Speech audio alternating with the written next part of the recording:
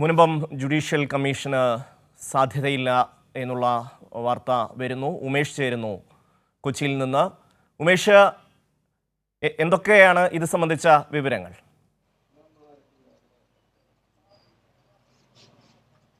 ഷമി, കേരള വഖഫ് സംരക്ഷണ വേദി സമർപ്പിച്ച ഹർജിയിലാണ് ഹൈക്കോടതി ജസ്റ്റിസ് ബെച്ചു കുര്യൻ തോമസിന്റെ ഉത്തരവ് വന്നിരിക്കുന്നത്.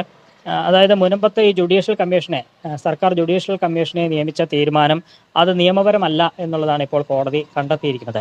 അതുകൊണ്ട് തന്നെ ഈ ജുഡീഷ്യൽ കമ്മീഷൻ നിയമനം റദ്ദാക്കുന്നതായി ഹൈക്കോടതി ഈ ഉത്തരവിൽ പറയുന്നു. ഇത്തരത്തിൽ കമ്മീഷനെ നിയോഗിക്കാൻ സർക്കാരിന് അധികാരമുണ്ട്, പക്ഷേ മനസ്സിരുത്തിയല്ല സർക്കാർ കമ്മീഷനെ നിയോഗിച്ചത്. ഇക്കാര്യത്തിൽ നിയമപരമായ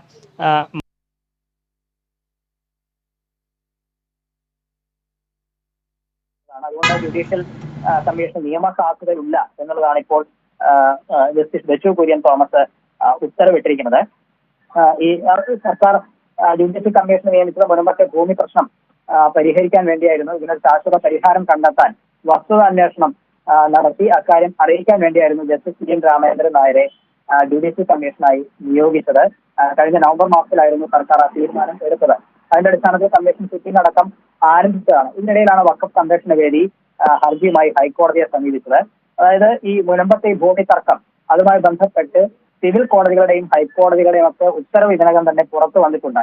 ഈ തർക്കം ഉണ്ടെങ്കിൽ തന്നെ, ഈ ഭൂമിയിൽ നിന്ന് തർക്കം ഉണ്ടെങ്കിൽ തന്നെ വഖഫ് ട്രിബ്യൂണലാണ് അത് പരിഗണിക്കേണ്ടത്. ഈ ഘട്ടത്തിൽ സമാന്തരമായി സർക്കാരിന് ഒരു ജുഡീഷ്യൽ കമ്മീഷനെ നിയോഗിക്കാൻ അല്ലെങ്കിൽ നിയമിച്ച് ഇക്കാര്യം പരിശോധിക്കാൻ അധികാരമില്ല, അത് നിയമപരമല്ല, അത് റദ്ദാക്കണം എന്നായിരുന്നു വഖഫ് സംരക്ഷണ വേദിയുടെ ആവശ്യം.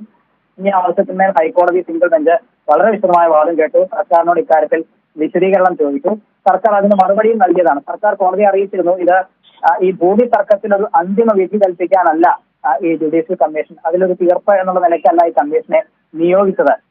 മാത്രമല്ല, ഇതുമായി ബന്ധപ്പെട്ട ശുപാർശകൾ കമ്മീഷൻ നൽകുകയാണെങ്കിൽ അത് ശുപാർശ നടപ്പാക്കണം എന്ന് പറയാൻ പോലുള്ള അധികാരം പോലും ഈ ജുഡീഷ്യൽ കമ്മീഷനില്ല. ഇതൊരു ജുഡീഷ്യൽ അധികാരങ്ങളുള്ള ഒരു കമ്മീഷൻ അല്ല എന്നൊക്കെ സർക്കാർ വിശദീകരിച്ചതാണ്. ഇത് വസ്തുത അന്വേഷണ അതോറിറ്റി മാത്രമാണ് ഈ ജുഡീഷ്യൽ കമ്മീഷൻ എന്നുകൊണ്ട് സർക്കാർ ഉദ്ദേശിക്കുന്നത്.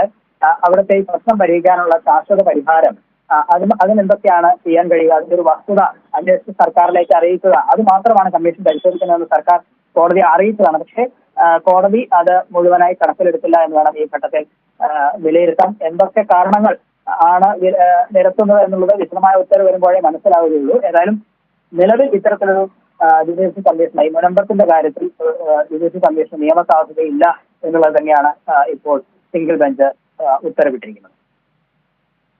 മുൻപം ജുഡീഷ്യൽ കമ്മീഷന് നിയമ സാധുതയില്ലെന്ന് ഹൈക്കോടതി വ്യക്തമാക്കിയിരിക്കുന്നു. ഉമേഷാണ് വിവരങ്ങൾ നൽകിയത്.